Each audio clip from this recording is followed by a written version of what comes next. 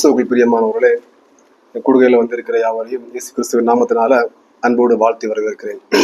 எனக்கு கொடுக்கப்பட்ட தலைப்பு என்னன்னு பார்த்தீங்கன்னா, உண்மை உள்ள மேய்ப்பனுடைய இருதயம். இதற்கு ஆதாரமாக கொடுக்கப்பட்ட வேத வசனம் எசேக்கியேல் 34 வசனங்கள் 1 முதல் 6 வரை. இந்த வசனத்தை எனக்கு சகோதரர் கொடுத்திருந்தாரு. ஆனால் இதை சாராம்சமாக கொண்ட வேறு ஒரு வசனத்தை எடுத்திருக்கேன். ஏசாயா 40:11, 1 பேதுரு 5 வசனங்கள் 2, 3 இந்த காரியத்தை நான் உங்களுக்கு எடுத்திருக்கேன். ஒரு சில காரியங்களை நான் உங்களுக்கு உண்மையான மேய்ப்பனுடைய இருதயத்தை குறித்த காரியங்களை நான் உங்களுக்கு காண்பிக்க இருக்கிறேன். நிச்சயமாகவே தேவ ஆவியானவர் நம்ம ஒவ்வொருவரோடும் இருந்து இந்த காரியத்தை நமக்கு விவரித்து காண்பித்தாராங்க. ஓகே, மேய்ப்பன்னா என்ன? இந்த மேய்ப்பன்ங்கிற அந்த வார்த்தைக்குள்ளாக ஒரு 3 முக்கியமான காரியங்கள் இருக்கு. என்னன்னு பாத்தீங்கன்னா, பாதுகாத்து, பராமரித்து, வழி நடத்துதல். இப்படி ஒரு மேய்ப்பன்ங்கிற அந்த வார்த்தைக்குள்ளாக 3 முக்கியமான காரியங்கள் இருக்குது. அந்த 3 முக்கியமான காரியங்களை பார்த்தீங்கன்னா, பாதுகாத்து, பராமரித்து, வழி நடத்துதல். இந்த 3ஐயும் இணைத்து பார்க்கக்கூடிய ஒரு வார்த்தை தான் மேய்ப்பன். ஒரு உண்மையான மேய்ப்பன் எப்படிப்பட்டவனாக, எப்படிப்பட்ட குணாதிசயம் உடையவனாக இருக்க வேண்டும் என்பதை வேதம் நமக்கு பல வழிகளில் திட்டமிட்டு காண்பிக்கிறது. அதிலிருந்து ஒரு சில காரியங்களை நம்ம பார்ப்போம். ஒரு உண்மையான மேய்ப்பனுடைய குணாதிசயம் எப்படிப்பட்டதாக இருக்க வேண்டும் என்றால், முதலாவது, அந்த மேய்ப்பன் அந்த ஆடுகளுடைய நிலையை அறிந்து அதற்கு வேண்டிய நேரத்துல சரியான இடத்துல என்ன பண்ணுவான்? ஆகாரம் கொடுப்பான். சரியான நேரத்துல என்ன கொடுப்பான்? தண்ணி கொடுப்பான். அது மட்டும் இல்லை, என்ன பண்ணுவான்? அந்த ஆடுகளுக்கு விரோதமாக ஏதாவது காரியங்கள் வந்தா அதை பாதுகாக்கிறவனாக இருப்பான். இப்படிப்பட்ட ஒரு குணாதிசயம் உடையவன் தான் யாரு? ஒரு சிறந்த மேய்ப்பனாக இருக்க முடியும். இப்படிப்பட்ட அன்பும் கரிசனையும் நிறைந்த ஒரு மேய்ப்பன் தேவன் தனக்கு கொடுத்த மந்தைகளின் மேல் எப்படிப்பட்ட அன்பும் கரிசனையும் உடையவனாக இருக்க வேண்டும். ஒரு மேய்ப்பன் என்றால் அதற்குள்ளாக 3 காரியங்கள், இதெல்லாம் பாதுகாத்து, பராமரித்து, வழிநடத்துற காரியம் இருக்கு. இப்படிப்பட்ட குணாதிசயமுடைய ஒரு மேய்ப்பன் தேவன் தனக்கு கொடுத்த ஆடுகளின் மேல் எப்படிப்பட்ட எண்ணமும் கரிசனும் உடையவனா இருக்கிறான். வேதாகமத்துல மந்தைகளை மேய்த்த, தேவனுடைய மந்தைகளை மேய்த்த சிறந்த மேய்ப்பர்களை குறித்து சகோதரர் ராஜா முதலாவது நமக்கு சில காரியங்களை சொல்லியிருந்தார். யாரை கூட சொன்னாரு? மோசே. மோசே ஒரு சிறந்த மேய்ப்பனுக்கு அடையாளமாக இருந்தார். மோசையை குறித்த ஒரு சில காரியங்களையும், பின்பு தேவன் தன்னுடைய ஜனங்களை எப்படி மேய்க்கிறவராக இருக்கிறார் என்பதை குறித்தும் ஒரு சில காரியங்களை நம்ம தியானிக்க இருக்கிறோம். மோசே உண்மையான மேய்ப்பனின் ஒரு மாதிரி.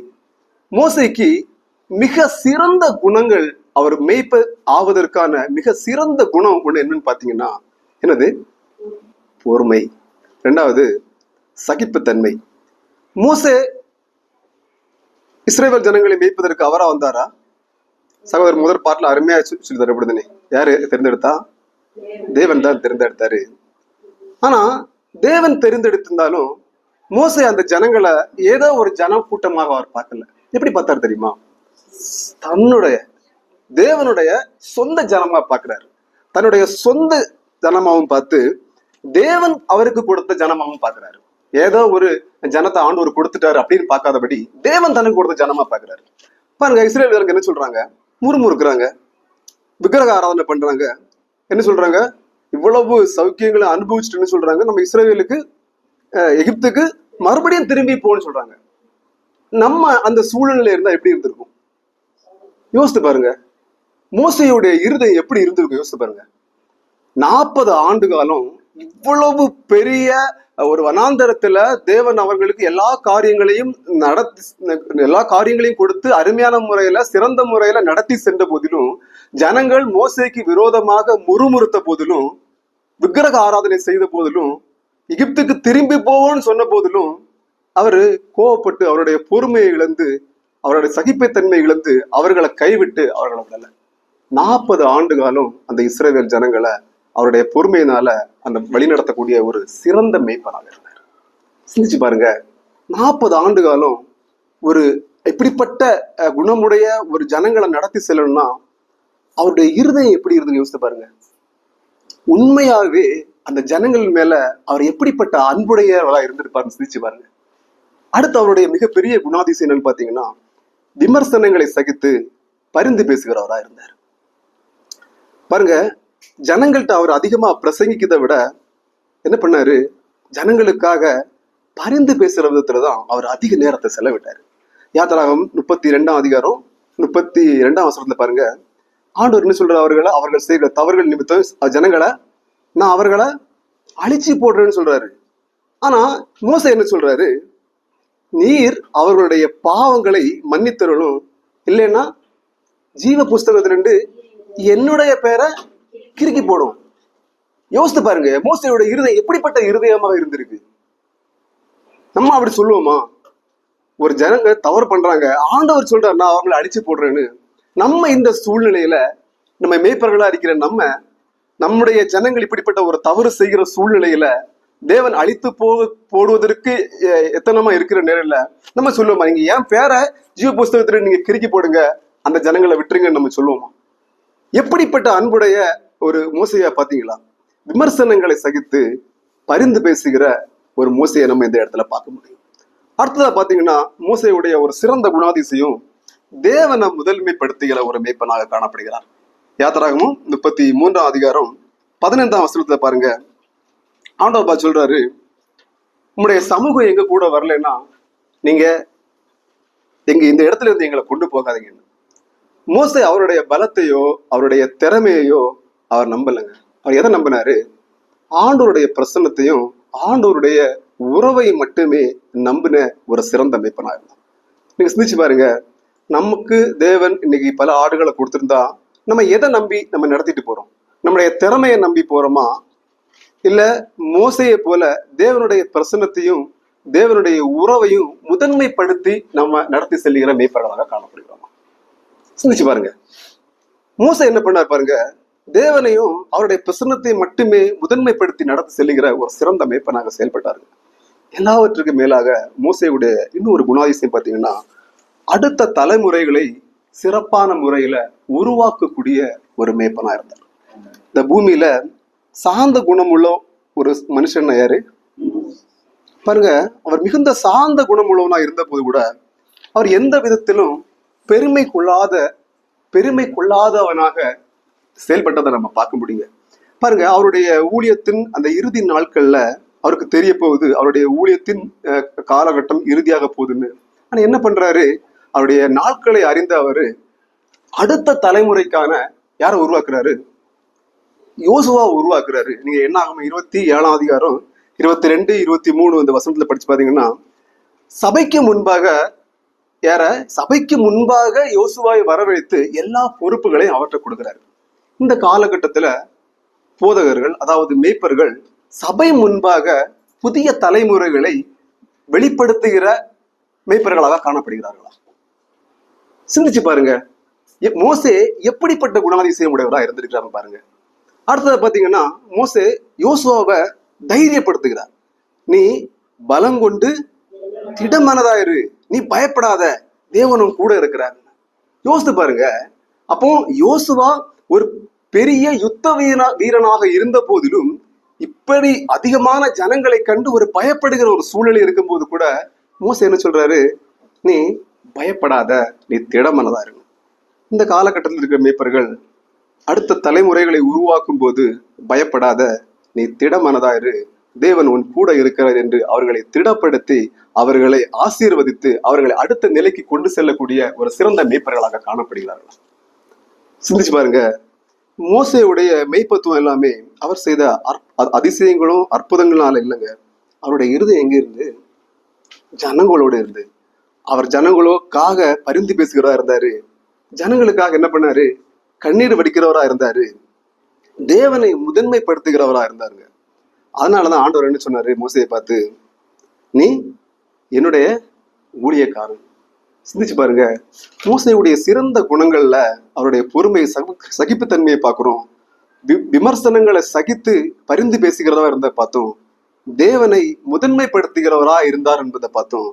அடுத்த தலைமுறைகளை உருவாக்குகிற மோசையை பார்த்தோம். பாருங்க, மோசை ஆண்டவர் சொல்றாரு சிறந்த தேவனுடைய ஊழியக்காரன் சொல்றாரு. இங்க இருக்கிற மேய்ப்பர்களை பார்த்து ஆண்டவர் சொல்ல முடியுமா, நீங்கள் என்னுடைய சிறந்த ஊழியக்காரர்கள் என்று சொல்ல முடியுமா? நாம் மோசையை போன்ற குணாதிசயம் நமக்கு காணப்படுகிறதா? மோசையை போன்ற தாழ்மையான அந்த அந்த குணம் நமக்கு காணப்படுகிறதா? சிந்திச்சு பாருங்க. அடுத்ததாக பாத்தீங்கன்னா, தேவன் தனது ஜனங்களை எப்படி மேய்க்கிறவராக காணப்படுகிறார். இதுக்கு நான் பாத்தீங்கன்னா ஏசாயா 40ஆம் அதிகாரம் 11ஆம் வசனத்தை நம்ம படிச்சு பார்க்கலாம். இந்த காலத்துல இருக்கிற பல ஊழியக்காரர்களுடைய நிலையை பார்த்தீங்கன்னா என்ன நினைக்கிறாங்க தெரியுமா? சபை என்பது ஏதோ ஒரு ஸ்கூல் மாதிரி, அவங்க எல்லாம் ஒரு ஹெட் மாஸ்டர் மாதிரி நடத்திட்டு இருக்காங்க. நடக்குது அந்த காலங்கள்ல பார்த்துருக்கீங்களா? பல சபையில அப்படிதான் நடத்திட்டு இருக்காங்க. எப்படி ஒரு பெரிய ஒரு சபையில வந்து ஒரு ஸ்கூல் மாதிரி அவங்க எல்லாம் அவங்க மட்டும்தான் ஒரு தலைவனா உட்காந்து நடத்திட்டு இருக்கிற ஒரு சூழ்நிலை எனக்கு காணப்படுகிறது. ஆனா ஏசாயா 41 நம்ம பார்க்கும்போது ஆண்டவர் எப்படி தனது ஜனங்களை நடத்த வேண்டும், அவர் எப்படி நடத்துகிறார் என்பதை நமக்கு அருமையான முறையில விளக்கி காண்பிக்கிறவரா இருக்கிறார். பாருங்க பாருங்க அந்த வசனத்தை படிங்க. ஏசாயா 40:11. மெய்ப்பனை போல தமது மந்தையை மேய்ப்பார், ஆட்டுக்குட்டிகளை தமது உயர்த்தினால் சேர்ந்து தமது மடியிலே சுமந்து கரவலாடுகளை மெதுவாய் நடத்துவார். பாருங்க, இயேசு கிறிஸ்துவின் சரீரமாகிய சபையை நாம் எப்படியாக வழி நடத்த வேண்டும் என்றும் அந்த உன்னத பணியை நாம் எவ்வாறாக எடுத்து செல்ல வேண்டும் என்று இந்த வசனம் நமக்கு அருமையாக காண்பிக்கிறதா இருக்கிறது. தேவன் எப்படியாக அவரது சரீரமாகிய சபையை நடத்தி செல்கிறார் என்றும், நமக்கு இந்த வசனம் நாம் எப்படி நமக்கு கொடுக்கப்பட்ட மந்தையை நாம் ஒரு முன்மாதிரியாக சென்று நாம் நடத்த வேண்டும் என்பதை குறித்தும் இந்த வசனம் நமக்கு அருமையான முறையில காண்பிக்கிறதா இருப்பாங்க. முதலாவது என்ன சொல்றாரு பாருங்க, இந்த வசனத்துல என்ன சொல்றாரு? ஆட்டுக்குட்டிகளை தனதில் புயத்தில் சேர்த்து, அதாவது ஆட்டுக்குட்டிகளை புயத்தில் சேர்த்து. புயம்னா என்னது? புயம்னா என்ன பண்ணாரு? தோல்ல சுமந்து தாங்குறவா இருக்கிறார். ஆட்டுக்குட்டிகள் என்னது? ஆட்டுக்குட்டிகள் பாத்தீங்கன்னா விசுவாசத்துல பலவீனமா இருக்கிறது. இதெல்லாம் யாது? ஆட்டுக்குட்டிகள். புதிய விசுவாசிகள் யாது? ஆட்டுக்குட்டிகள். சில சோதனையான நேரங்கள்ல சிக்கி தவிக்கிறாங்கல்ல, இதெல்லாம் யாது? ஆட்டுக்குட்டிகள். இந்த ஆடை எப்படி நடத்தணும்னு சொல்றாரு. என்ன பண்ணணுமா இந்த ஆடுகளை? இந்த ஆடுகள் சில நேரங்கள்ல தவறு செய்யும். ஆனா இந்த ஆடுகளை அவரால் அருமையை சொல்றாரு பாருங்க. இந்த ஆடுகள் என்ன பண்ணணுமா? அவங்கள மிரட்டியோ அல்ல ஏதாவது கடுமையான வார்த்தைகளை பேசி அவங்கள ஒதுக்கி வைக்காதபடி அவங்களை என்ன பண்ணணுமா? அவங்களுக்கு ஆறுதல் அளித்து அவர்களுக்கு அன்பு காட்டி அவர்களுக்கு தேவையான உதவிகளை செய்கிறது தான் ஒரு சிறந்த மேய்ப்பனுக்கான அடையாளமாக காணப்படும். இதைதான் அப்போஸ்தலனாகிய பவுல் ரோமர் 14ஆம் அதிகாரம் 1ஆம் வசனத்துல படிச்சு பாருங்க. விசுவாசத்தில் பலவீனம் உள்ளவர்களை சேர்த்து கொள்ளுங்கள். அன்பானவர்களே, அன்பான மேய்ப்பர்களே, சிந்திச்சு பாருங்க. இக்காலத்தில் இருக்கிற நாம் விசுவாசத்தில் பலவீனமா இருக்கிற குட்டி ஆடுகளை, முதிர்ச்சி அடையாத ஆடுகளை நாம் சேர்த்து கொள்கிறவராக, அவர்களை நம்முடைய தோள்களில் சுமந்து நம்மளை அரவணைக்கிற மேய்ப்பர்களாக நம்ம செயல்படுகிறோமா? சிந்திச்சு பாருங்க. அடுத்த என்ன சொல்றாரு பாருங்க, தமது மார்பிலே சுமந்து. பாருங்க, ஒரு நெருக்கடியான நம்ம பல பல ஆடுகளை பார்த்துருக்கலாம். நெருக்கடியான சூழ்நிலை எப்படி இருக்குன்னு தெரியுமா? பதறி போய் என்ன செய்யலான்னு தெரியாத பலரை நம்ம பார்த்துருக்கோமா? நம்ம என்ன பண்ணுவோம்? ஒரு மேய்ப்பனாவன் பதற்றத்தில் இருக்கக்கூடிய ஒரு ஆடுகளுடைய நிலையை அறிந்தவனாக என்ன பண்ணுவான்? அவர்களை அதை தன்னுடைய மார்பில அணைத்து அவருடைய பாரங்களையும் அதனுடைய சுமைகளையும் என்ன பண்ணுவான்? தன்னுடையதாக சேர்த்து கொண்டு அதை நேசிக்கிறவன் தான் ஒரு சிறந்த மேய்ப்பனாக காணப்படும். இங்க கலாத்தியர் புஸ்தகத்துல, கலாத்தியர் 4:19 பவுல் சொல்றாரு, என் சிறு பிள்ளைகளே, கிறிஸ்து உங்களிடத்தில் உருவாகும் அளவும் நான் கற்ப வேதனை படுகிறவனா இருக்கிறேன். சிந்திச்சு பாருங்க மேய்ப்பர்களே, இந்த காலத்தில் இருக்கிற கர்த்தர் நமக்கு கொடுத்த ஆடுகளை மேய்க்கக்கூடிய நீங்களும் நானும் கிறிஸ்து ஒரு ஆட்டுக்குள்ளாக, அதாவது ஒரு வேதனைப்படுகிற, ஒரு துக்கப்படுகிற, அல்லது விசுவாசத்தில் குறைவுள்ள ஒரு ஆட்டின் இருதயத்துக்குள்ளாக கிறிஸ்து செல்லும்படியாக நாம் கற்ப வேதனை அனுபவித்து, அதாவது ஏதாவது காரியங்களை அனுபவித்து அவர்களுக்கு கிறிஸ்துவை உள் செல்லுகிற அளவுக்கு நம்ம வேதைகளை அனுபவிக்கிறவர்களா இருக்கிறோமா? அந்த கலாத்திய புஸ்தகத்துல நீங்க படித்து பார்க்கும்போது அவர் இரண்டாவது முறையாக சொல்றாரு. முதல்ல ஏற்கனவே என்ன பண்ணிருக்காரு? அந்த சபைக்கு போய் சுவிசேஷத்தை அறிவிச்சிருக்காரு. ஆனா என்ன பண்ணிட்டாங்க? அவங்க வழி விலகி போயிட்டாங்க. ஆனாலும் அவர்களை விடாதபடி என்ன சொல்றாரு? மறுபடியுமாக அவர்கிட்ட போய் என்ன சொல்றாரு? என் சகோதரர்களே, உங்களுக்குள்ளாக மறுபடியும் எப்படியாவது கிறிஸ்து உங்களுக்குள்ளாக வரணுங்கிறதுக்காக நான் கற்ப வேதனை பட்டாவது நான் எப்படியாவது கிறிஸ்துவை உங்களுக்குள்ளாக புகுத்த வேண்டும் என்பதை அவர் கூறுகிறவராக இருக்கிறார். நீங்க சிந்திச்சு பாருங்க, ஒரு ஸ்திரீ கர்ப்ப வேதனை படும்போது எந்த அளவுக்கு வேதனைப்படுவா. அப்போ அவருடைய இருதயம் கிறிஸ்து எப்படியாவது இந்த ஜனங்களுடைய இருதயத்துக்குள்ளாக செல்ல வேண்டும் என்பதை குறித்து எப்படிப்பட்ட ஒரு வலியும் வேதனையும் அவர் அனுபவித்து இந்த வார்த்தையை அவர் எழுதுகிறவராக இருந்திருப்பார். சிந்திச்சு பாருங்க. மேய்ப்பர்களே, நீங்களும் உங்களுக்கு கர்த்தர் கொடுத்த மந்தையை உங்களுடைய நேரங்களையும் உங்களுடைய பொருட்களையும் உங்களுடைய காரியங்களையும் செலவு செய்தாது. நீங்கள் கற்ப வேதனை படுகிற அளவுக்கு வேதனைகள் வந்தாலும் பரவாயில்ல, அதையும் நீங்கள் அனுபவித்தாவது கிறிஸ்துவை அவர்களுடைய இருதயத்துல கொண்டு சேர்க்கக்கூடிய ஒரு சிறந்த மேய்ப்பர்களாக நீங்க செயல்படுகிறவர்களாக காணப்பட வேண்டுங்க. நீங்க எப்படிப்பட்டவர்களா இருக்கீங்க? நீங்கள் விசுவாசிகளுக்கு நீங்க பேசக்கூடிய உங்க பிரசங்கம் மட்டும்தான் கேட்கிறதா இருக்குதா, இல்லைன்னா நீங்க உங்களுடைய இருதய துடிப்பு அவர்களுக்கு கேட்கிறதா இருக்குதா? சிந்திச்சு பாருங்க மேய்ப்பர்களே. நீங்க பேசக்கூடிய பேச்சு மட்டும்தான் அவங்களுக்கு கேக்குதா, இல்ல அவர்கள் துக்கப்படுகிற நேரங்கள்ல நீங்க அவர்களுக்காக இருக்கிறீர்கள் என்கிற உங்களுடைய இருதய துடிப்பு உங்கள் மந்தைகளுக்கு கேட்கிறதாக இருக்கிறதா? மேய்ப்பன் என்பவன் ஒரு மந்தையை வழிநடத்துகிறவனாய் மட்டும் இராதபடி ஆடுகளுடைய நிலையை அறிஞ்சு அதனுடைய கண்ணீர், அதனுடைய துன்பம், அதனுடைய துக்கம் எல்லாவற்றிலும் அந்த ஆடுகளோடு பங்கு கொள்கிறவனாக இருக்க வேண்டும். அவன்தான் ஒரு சிறந்த மேய்ப்பனாக செயல்பட முடியுங்க. மந்தைகளின் துயரத்தை தூரத்திலிருந்து பார்க்கக்கூடிய ஒரு மேய்ப்பனாக இராதபடி அதன் அருகாக சென்று அதன் வலியை தொட்டு உணரக்கூடிய மேய்ப்பனாக இருக்க வேண்டும் என்று தான் நம்ம பார்க்க முடியுங்க. மோசே அப்படிதாங்க இருந்தாரு. மோசே இஸ்ரவேல் ஜனங்களோடு ஏதோ தூரத்தில் நின்று வேடிக்கை பார்க்கிற ஒரு மேய்ப்பனாக இல்ல, அவர்களுக்கு கூட இருந்து அவர்களுடைய வலியை, வேதனைகளையும், அவருடைய நிராகரிப்பையும் எல்லாவற்றையும் அறிந்தவராக இருந்தும் அவருடைய இருதயம் அவர் தேவனுடைய சொந்த ஜனங்கள் என்பதை அறிந்து அவர்களும் கூடவே இருக்கிறதாக இருந்ததுங்க. அதனாலதான் ஆண்டவர் மோசையை பார்த்து என்னுடைய ஊழியக்காரன் சொல்ல முடியுங்க. அடுத்து இந்த வசனத்துல கடைசியா சொல்றாரு, முக்கியமான ஒரு காரியத்தை சொல்றாரு, கறவல் ஆடுகளை மெதுவாய் நடத்துதல். கறவல் ஆடுகள் என்ன? இப்ப குட்டி போட்ட ஆடு இருக்கும், ஒரு ஆட்டு மந்தையில குட்டி போட்ட ஆடு இருக்கும், குட்டி போடக்கூடிய ஆடு இருக்கும், குட்டி ஆடு இருக்கும். இந்த ஆடெல்லாம் வேகமா கொண்டு போனீங்கன்னா எப்படி இருக்கும்? சோர்ந்து போயிடும். சரி தானே? நீங்க ஆதியாகமம் 33ஆம் அதிகாரம் 13ஆம் வசனத்துல பாருங்க, ஏசாவும் யாக்கோவும் என்ன பண்றாங்க? சகோதரர்கள் ஒருவருக்கொருவர் சில காரியங்களால பிரிஞ்சு போறாங்க. இன்னொரு காலகட்டத்துல மறுபடியும் சேர்ந்து வராங்க. சேர்ந்து வரும்போது யாக்கோப் என்ன சொல்றாரு, ஏசா என்ன சொல்றாரு, யாக்கோவை பார்த்து என் பின்னா வாங்கன்றாரு. ஆனா அதற்கு பதில் யாக்கோப் என்ன சொல்றாரு, நீங்க படிங்களா அந்த ஆதியாகமம் 33ஆம் அதிகாரம் 13ஆம் வசனம். கறவையிலான ஆடு மாடுகள் என்னிடத்தில் இருக்கிறது என்றும் என் ஆண்டவருக்கு தெரியும். அவைகள் ஒரு நாளாவது துரிதமாய் வெட்டினால் மந்தையெல்லாம் மாண்டு போகும். எப்படி கறவையான ஆடுகள் எல்லாம் இருந்துன்னா ஒரு நாள் வேகமா போச்சுன்னா எல்லாம் அடிச்சு போயிருங்கிறத அவர் சொல்றாரு. பாருங்க, இந்த காலகட்டத்துல கர்த்தர் கொடுத்திருக்கிற எல்லா மேய்ப்பர்கள் மத்தியிலும் பல பால் கறக்கக்கூடிய ஆடுகள் இருக்கு, பல குட்டி ஆடுகள் இருக்கு, கால் முடமான பலவீனமான ஆடுகள் இருக்கு, பல சாதாரண நல்ல கொழுப்பான ஆடுகள் இருக்கு, தெம்பான ஆடுகள் இருக்கு. மேய்ப்பர்கள் எப்படி மேய்க்கிறாங்க? எல்லா ஆடையும் ஒரே போலதானே மேய்ச்சிட்டு இருக்காங்க. ஆனா வேதம் என்ன சொல்லுது, ஆண்டவர் என்ன சொல்றாரு, எல்லாத்தையும் ஒரே மாதிரி மேய்ச்சா எப்படி இருக்கும்? நீங்க பாருங்க, பல டாஸ்க் கொடுக்குறாங்க சபையில. 5 மாசத்துல முழுமையான வேதாகமத்தையும் படிச்சு முடிச்சிருக்கணும். எங்க பகுதியில் பாத்தீங்கன்னா 2 நாளா நான் கொஞ்ச நாளுக்கு முன்னாடி பாக்குறேன், ஸ்பீக்கர்ல ஃபுல்லா வசனம் டே நைட்டு படிச்சுட்டே இருக்கிறாங்க. எனக்கு புரியல என்னன்னு பார்த்தா, அவங்க எப்படியாவது வருஷத்துல ஒரு டைம் இவ்வளவு நாளுக்குள்ளாடி அந்த வேதாகமத்தை படிச்சு முடிச்சிடணும். நீங்க யோசித்து பாருங்க, வேதாகமத்தை படிச்சு முடிக்கிறது தப்பா சரியான்னு கேட்டா இல்ல, சரிதான், தவறே கிடையாது. ஆனா நீங்க வேகமா அதை படிக்கும்போது, ஒரு டாஸ்க் கொடுத்து படிக்கும் போது அதுல நீங்க என்ன கற்றுக்கொள்ள முடியும்? கண்டிப்பா நீங்க உபவாச ஜெபத்துக்கு வந்து ஆகணும். போறாங்க, மனைவி உபவாச ஜெபத்துக்கு போறாங்க, கணவன் வேலைக்கு போயிட்டு வராங்க, வீட்டுல வந்து ஃபைட்டா இருக்கு. ஏன்?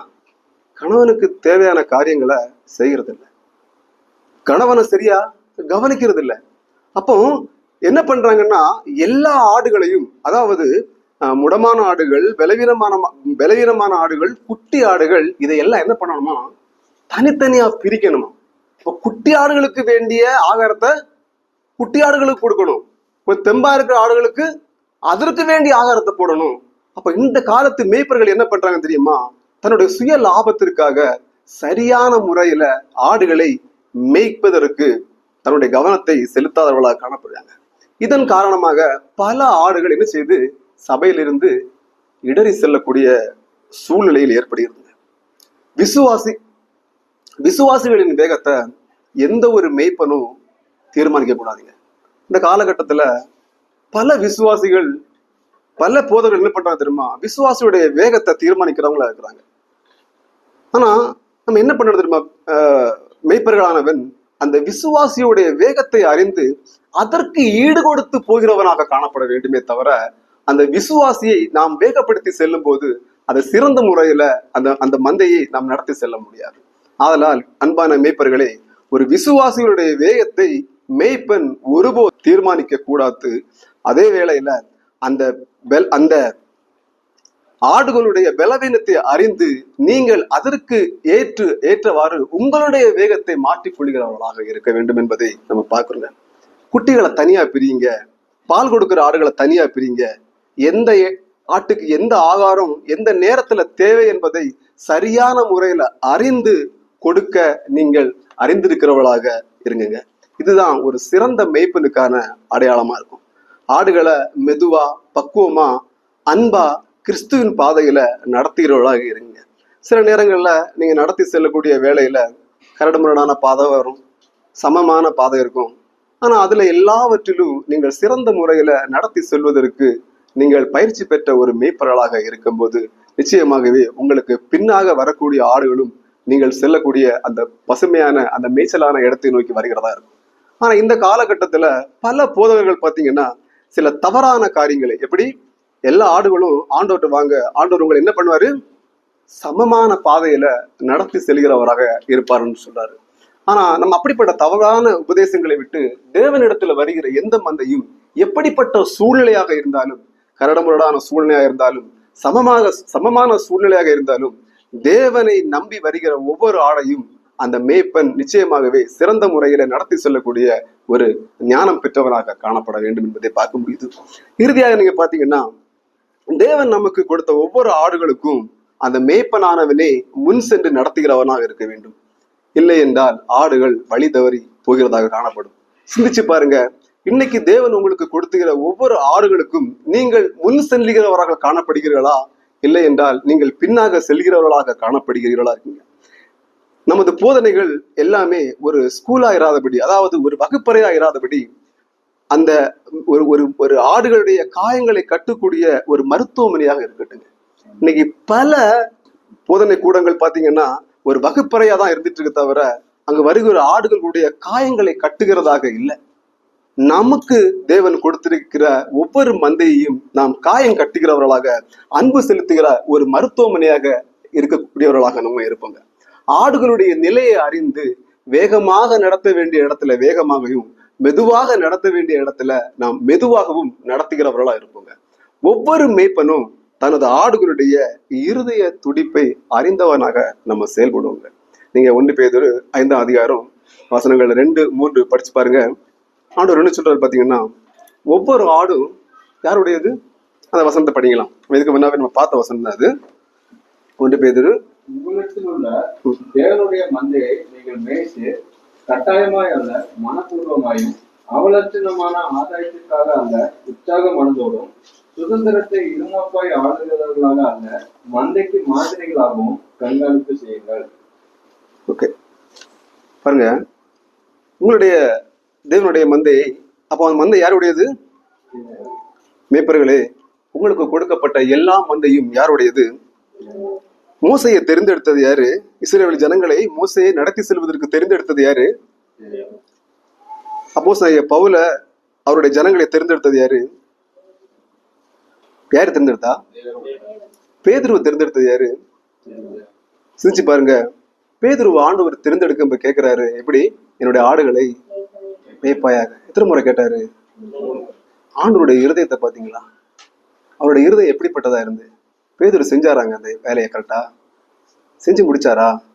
மோசையை ஆண்டவர் தெரிந்தெடுத்தாரு. மோசே அந்த வேலையை சிறப்பா செஞ்சு முடிச்சாரா? நம்ம பவுலை பார்த்தோம். பவுலை ஆண்டவர் தேர்ந்தெடுத்தாரு.